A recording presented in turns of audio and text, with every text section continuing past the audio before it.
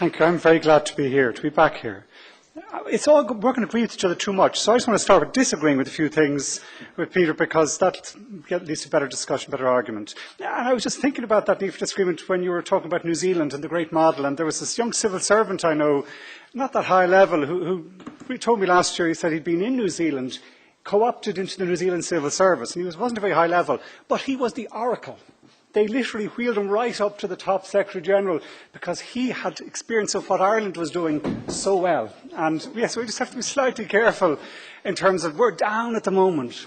But if we just completely write ourselves down, we miss some of the good things that are in this country. I have to disagree with you with that. I would also disagree with you in terms, I agree with you, we need Dáil reform, we need Shannon reform even more, we need electoral reform possibly, I'd come to that. But I don't think they're the top reforms. If we're going to talk about, if we're going to get the nuance right here, say, what's our priorities? What's the key reforms we need? And I think they're these key questions. Have we the will to change the way we vote? Have we the will, as you say, I would agree with you on this, to transfer power from the centre down to the local? And I'd say the third one, have we the will to change the permanent government? It's my three priorities in terms of political reform. I'll just go into each of them in turn, if I can, in the brief time that we have available to us. We can agree there's need for reform, that we are in a crisis and our political system has failed us and got us into that crisis, and therefore, yes, we need reform. And yes, we need honesty to look to see where there's corruption, to weed it out, but the real honesty we need is, yes, what we in the political system are promising our people, and what our people are looking for from their politicians. That's, I think, where the first most important honesty we need to have. And that came, in my mind, reading J. Lee recently, actually in advance of this occasion, it did almost come from that previous experience, 18th, 19th century, when a remote power from Ireland, actually be fearful of revolt, bought us off with kindness, as much as they could. And at the same time, we, in trying to bring back power to ourselves, developed the first mass democratic movement based on a ward-based political system, which we were the best at. Anywhere we set it up, in any American or other city, we took over because we were bloody good at it. And in a sense, I think what happened in the 20th century is we imported some of those two traditions and actually deployed it, even though there had been a change of the rulers, as it were, that there was a continuation of what we had become comfortable with, what we had become used to. And it's that clientist, localised political system that you've just been talking about. Some people might call it corrupt, but you can't, because it's what the Irish people have democratically voted for. We have to respect the fact that Irish people decided in a democratic fashion that's the politics they want. And yes, as you say, you're voting for your local person, knowing that maybe that the figures, the promises don't add up, but just hoping that you are the one who grabs the long straw and that you get the bigger bit of the pie for your local area. It's an understandable trait. But again, if we're being honest, I think now, we can see that that voting system doesn't work. If it ever did, it certainly hasn't worked now for us. And it's one of the reasons why we're in the crisis that we're in. Fianna Fáil have been the most successful Irish political brokers of all. And through its history, I would acknowledge it has had real social and economic achievements to its name, as well as real failings, which typically come when you're a long time in power. But no amount of school building grants, or funds for football pitches, or housing allocations, or medical card allocations, or planning permissions were going to protect Fianna Fáil, or indeed my own party, when the economic crisis and that loss of confidence occurred in the parts of the government in the last election. It was ironic, in a sense, that the crisis, which I believe in part was caused by the spending that was raised, particularly in advance of the two previous elections, was actually, it was caused by that patronage system that we vote for. That kind of taking our money to give us back our money, but in such quantities that it threw us into an economic crisis. Fine Gael and Labour have shown that they have the exact same electoral instinct. I don't know what Enda Kenny or Eamon Gilmore were doing in the last year when they promised a whole load of different things that they knew they couldn't deliver. Hospitals, whatever. Any child with kind of political analysis would say, you don't have to do anything, lads. You just sit there pretty, the votes are going to come to you. But in Irish politics, there's a certain pragmatism that maybe a child doesn't have. lessons learned over centuries and handed down, that if you want to get elected, if you want to get that quota of 8,000 votes, you need to tell that large constituency who want to hear what they want to hear, or want to hear that you're going to be able to give them something that they think that the state mightn't otherwise give them. Fine Gael, Labour practice the exact same. The reason I don't think that an electoral reform will necessarily change that underlying symptom, underlying culture, is if you look at Sinn Féin and DUP, past masters of this model, and in a completely different electoral system. But it's PR, first past the post, it's the same approach that has been applied. And that's why I'm not so sure we could spend our whole time designing some fancy electoral system. If we don't change the underlying culture, it's not going to work. I agree with what has been said, though, previously by the three previous speakers, that if we are going to change that fundamental culture, it does require a fundamental change in the relationship between the voter and the body politics, involving greater participation, particularly. The solution to our democratic ills, I suppose the basic viewpoint coming from our party, lies with greater democracy, not less. We need to strengthen that public involvement, not just reform the professional political system. Bringing people closer to the decision-making process, I would agree with the three previous speakers, is the best way of then getting understanding what our resources, how do we develop them, and how do we deploy them. And I think the way the citizens has been really beneficial in showing one model of how you get such participation to work. And I think, okay, yes, we can lose it. David, you mentioned a whole range of constitutional issues where you could deploy it. What I believe we should be deploying it now, what I am calling for the government here today to do, is to start deploying it in a real-life local government approach where it could have, in my mind, huge benefits. I want to give one example. From my perspective, the big opportunity for this country at the moment, one of the big changes going to happen, is to develop a whole new renewable energy system. It has the potential to be the biggest uplift to this country since that lovely period in the early 60s when we opened up our country. It gives us security, energy security, which is critical for generations to come. The biggest obstacle to it is actually getting people in the planning system, and people know this in Donegal, to agree to some of the infrastructure we need to make it happen. The grids, wind farms and so on. That's the biggest block. That's the only. Economics makes absolute sense. Finance available, even in our stricken circumstances. It's the local politics, the local planning is the biggest difficulty. So why not take that specific example? Why not take a couple of counties and say, okay, we're going to deploy this model. We're going to go in at the ground, first stage, before we go this big grid development, which we have to do, and we're actually going to use this participative model using some of the techniques that you have developed in random samples of individuals with different experts, different people, different views, to actually, as you say, do a working model. And such a process would complement, as you say, rather than replace the local government and planning process. Such a system would allow the community to work out what the community benefit is from any development. Such a system would give the developer real benefit because with planning certainty you bring down your costs. The biggest cost of capital in such projects is the risk uncertainty on planning. You reduce that, we reduce the cost of everything. And such a system, as I said, could be introduced by the government within months. And they should do it now. Such a system could work, in my mind, on a regional, county and district level. And it's the second. If I say, okay, that first three changes, first one for me is, yes, changing the culture of the Irish voter. Tricky one, but participation is one of the ways of doing it. Second one is changing local government. And I believe we need to go changes in all three of those structures.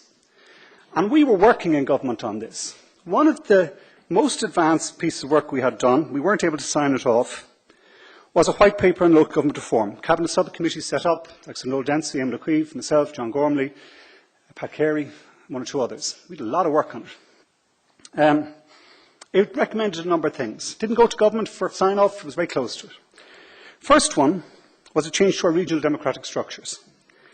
We came to the conclusion, after a lot of consideration, there was a lot of experience in making these decisions, that we needed 5 regional structures. I won't go to them county by county. I have a map that unfortunately I didn't get my PowerPoint up in time. I was late.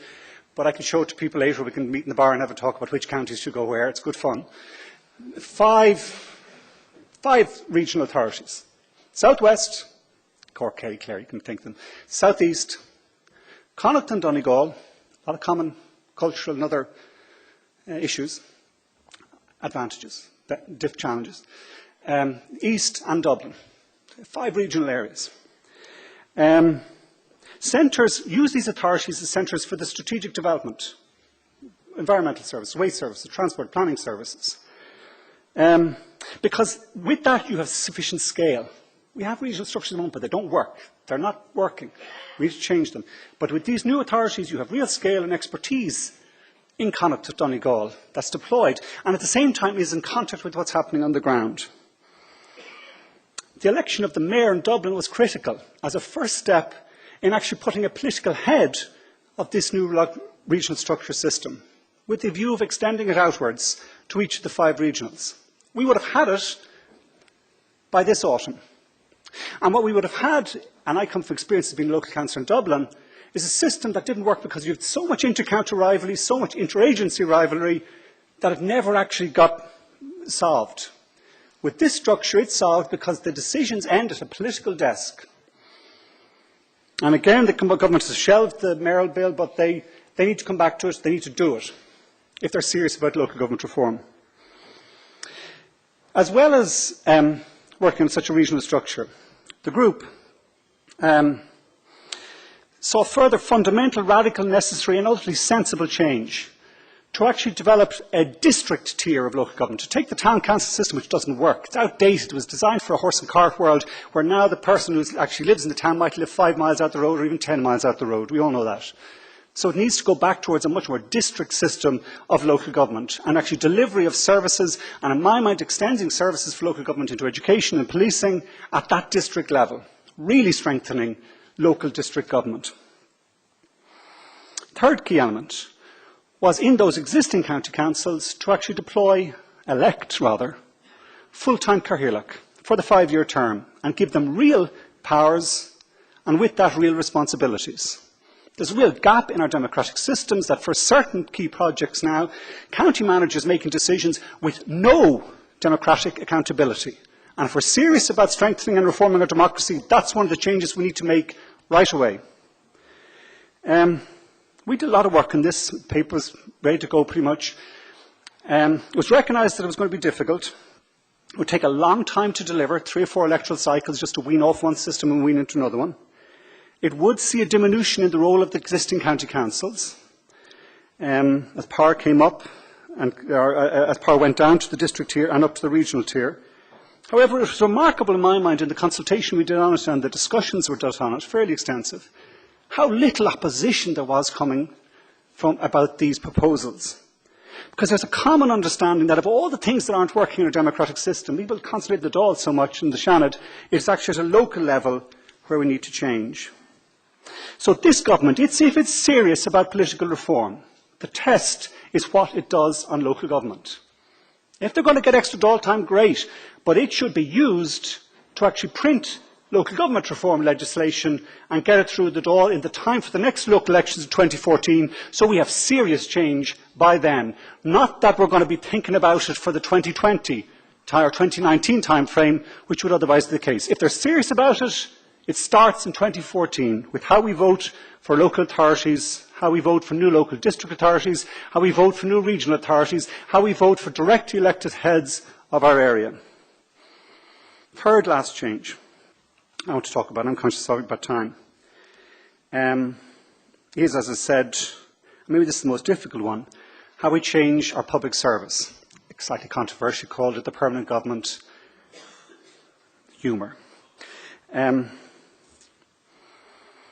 At the foundation of the state, we were lucky as well. Okay, we inherited that tradition, that voting culture, but we also at that time refurbished our civil service, and it was one that had probity at its core, very fortunately.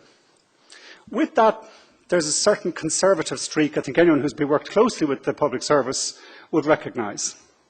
And I suppose there's a risk when we start talking about local government, or reform of the public service itself, that conservative streak will get in the way of the change that people in the system and outside the system, I think all agree, needs to take place. We need to make the change, not just to get the efficiencies from the Croke Park deal, but also to inspire the very many Very many, I'd have to say, Peter, good people in our system, real skilled people, well motivated. Let's not do everyone down in this difficult crisis that we're in. Because they are frustrated, they need inspiration. They're frustrated by the glacial period it takes to move people around in our system, by the fact that real excellence isn't recognised as quickly as it should be, and neglect is not punished as it should be. It was interesting, I saw Martin Fraser was appointed yesterday, enough people saw it in the news, as the new Secretary-General to the government, and I wish him the very best of luck. And I would humbly suggest one or two changes, if I can, to use this opportunity from my experience in my time of government. Firstly, if he's to develop a new cadre of young officials who are to be given the freedom to take risks and to innovate in the public service, which is what we need to do, then I believe he has to bring that cadre of officials from both local government and central civil service together in the planning, in the training and development of them. Let's not create this separation that exists. Let's bring flexibility between our local public administration system and our central civil service system. That is a change he should instigate. Secondly, I believe, we should allow our civil servants speak to the media. You speak about openness. Why not have civil servants speak to the media? The myth that was set up in the original Minister and Secretaries Act in 2003, or 1903 or 1923, I think, whatever year it was, that the Minister is the only one who is the body corporate and is entitled to speak about matters in the department. I think we can leave that behind. I think we can have our civil servants speaking to the media in an appropriate fashion. Thirdly, and most seriously, we should never, ever again have a decision taken of any significance on a project or a policy approach in the interregnum between the time an election is called and a new government is formed. Let us stop that practice for good here and now and commit to it forever and a day, because it's not right.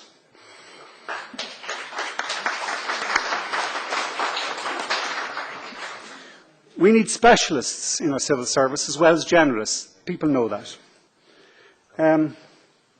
I want to disagree with one of the recent review papers that one of the Department of Finance said that we should leave the sectoral policy unit where it is. This is the policy analysis in the Central Department of Finance. I don't agree. My experience where you had often 2 or 3 policy approaches in critical economic issues, 4 of us saying one thing, finance saying a different thing, a line department saying a different thing. We have limited resources. We should take the people out of those 2 units, sector unit and finance, and 4 of us, and put them into the line departments, which needs the expertise. And in doing that, there's less risk you've got this policy split where people might decide, well, if I can't get my way, I'm going to make sure no other way happens. So I would disagree with that recommendation in that report, and I would move the sectoral policy unit out to each of the line departments. And I suppose with a certain, again quoting J.J. Lee, I think we need to be very careful that the paralysing hand of finance, as he calls it, does not take too much hold as we manage our budget position now. We need to be innovative at the same time now that we need to manage our money. And austerity for its own sake is not going to work. We need to appoint a new Chief Technical Officer who can manage the use of digital technologies across the public service. We need to use cloud computing. We need to get our internet regulations right. We need to make our public data freely available as possible so the private sector can use it for whole new services that we can then use. More than anything else, we need the permanent government to understand that the new economy is the green economy and the digital economy, and lose the attitude that computers, I'm not too sure if they're going to really take off as a technology. This is the future. And it should grasp that and understand it to its core and start working to achieve it. I'm convinced that if we make those 3 broad changes in how our citizens engage with politics, in how we run local government, and in how we run our public service, we can and will recover. I'm confident in the skills and the resources and the democratic and political institutions in this state, and actually the regard that the Irish people have for this state, even if there's a disconnect in how we vote. I remember as a young child, I climbed up very high up a tree. Young kids don't do it these days, but in my time we did. I remember at one point just being very scared. I climbed too high, the wind had started, and suddenly the branches are swaying, and oh my God, I could fall from this very high place. And the way down wasn't as easy or as obvious as it was when you were going the way up. And I think as a country, we've been in a similar place for the last 4 years. Climbed up very high, and we did not know how we were going to get down. We've started climbing down out of that dangerous position. People can be critical of the political system, for the steps of the way down that we took. Some people were arguing, we should jump. But at a certain height, jumping is scary, and you think, no, I think we can work this branch here. I'm going to make our way down. Whatever about the political point scoring that existed or went on the last government, or the last opposition parties engaged with my party, when we were opposition, I wish the new government well. And I want to see them continue to get us safely down the tree in the manner that they're doing it. I think we're getting closer to the bottom. I think we'll reach the ground soon, whether it's in a shorter jump or whether it's in a few steps. I think we will get there. I know that we're in a scared state, but I don't believe we're a failed state. I'm sometimes wary when I hear talk of elites.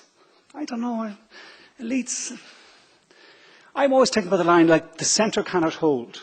I think in my sense of this time in Irish politics, the centre has held. We will get out of this difficult time. And that's not a bad thing.